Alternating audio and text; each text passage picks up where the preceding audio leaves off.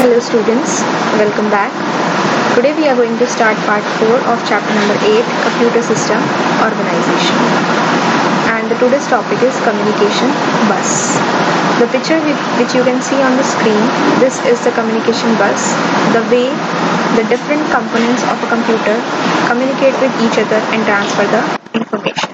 Here you can see this is the system bus and it consists of the three components, that is the control bus, address bus and data bus. CPU, memory and input-output devices take and give the information through these buses and transfer the information. Now let us understand what is a bus. A bus is a collection of wires that transfers the data between the computer components. And what type of data? As you know that computer understands only the binary information in the form of 0 and 1. So the buses, that is the collection of wires, carry the information to and from the input devices or the output devices and the memory. The bus system is composed of three types of buses. Just now we have learned about the three types of buses. The first bus is the address bus. As the name suggests, a collection of wires which transfers the address of a data or memory location. So address bus is used to specify the address of a data location or a memory location. The CPU is connected to main memory by a set of parallel wires, which is the address bus, which carries address to the memory address register. There is a place known as memory address register inside the CPU, which stores or which carries the address, which takes the address given by the buses. Next we have is data bus. Data bus carries the data in the binary form from one component to another in the computer system. And the third component is the control bus. As the name suggests, it carries instructions to carry out the operations such as read from or write to memory and its associated input-output operations. So basically the work of control bus is to control the various operations to and from the memory. So these were the three types of buses, that is the system buses. Now we have the mobile system organization. All of you know that CPU is the brain of the computer which carries out all the instructions given by the user. Similarly, when we are talking about a smartphone, the handheld smartphones have replaced the computer system to a great extent.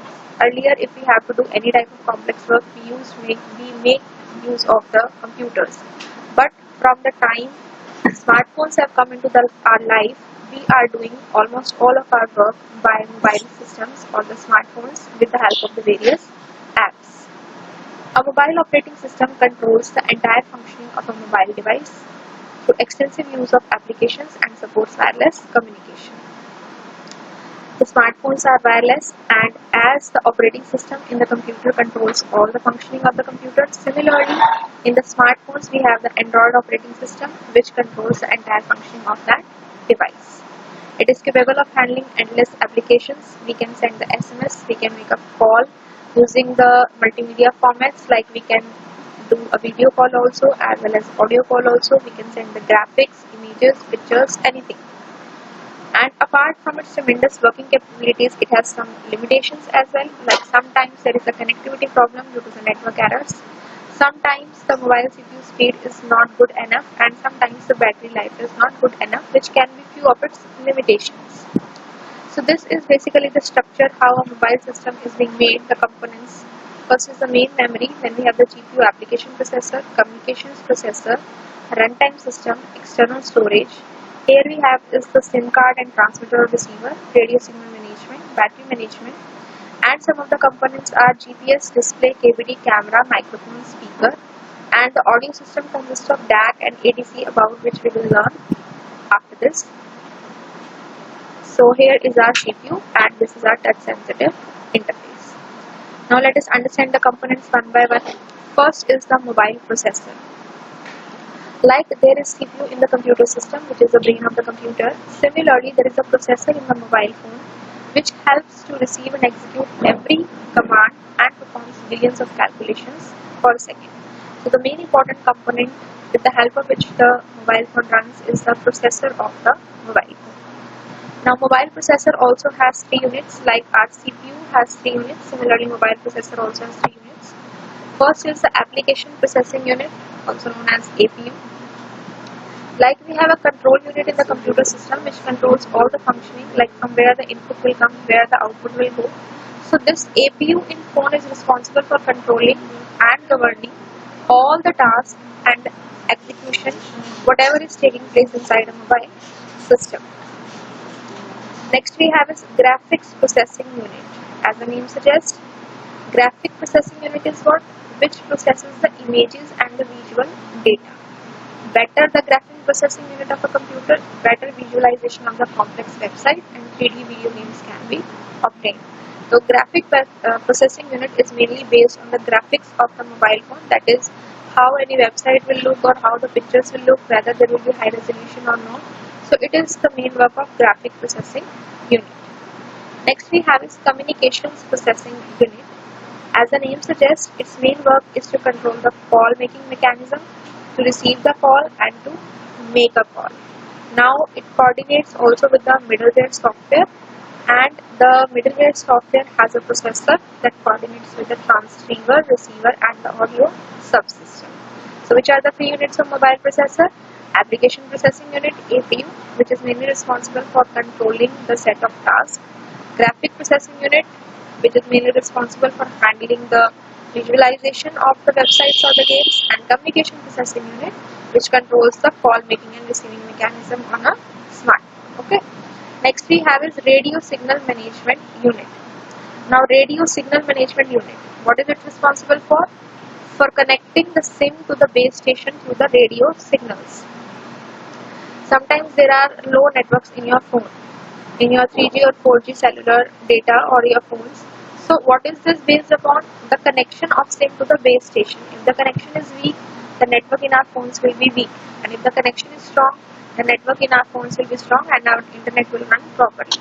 So this is the unit which makes the connection from SIM to the base station through the radio signals. Next we have is audio subsystem. Audio means sound and all.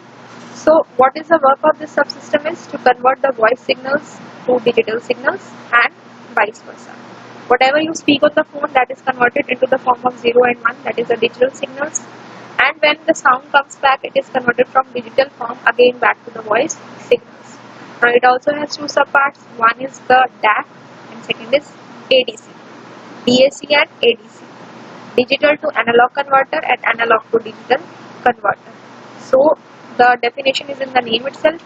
DAC converts the digital signals into analog audio signal, and ADC converts the analog audio signal into the digital form. Next component is the camera ISP, that is the camera image signal processor.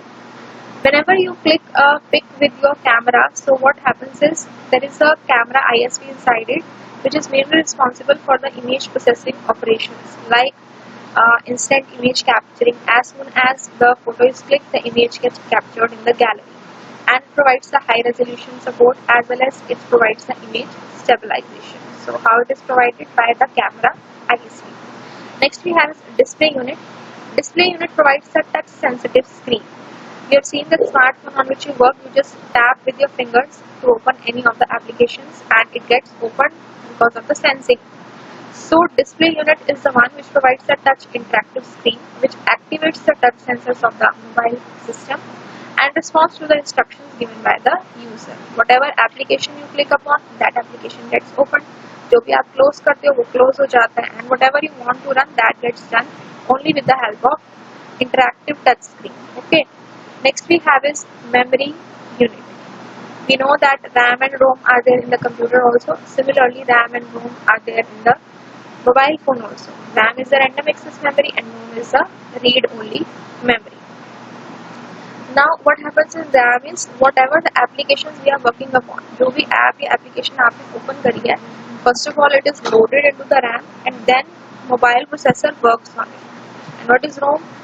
As we know that in computer, the ROM contains instructions which are installed during the manufacturing of that system.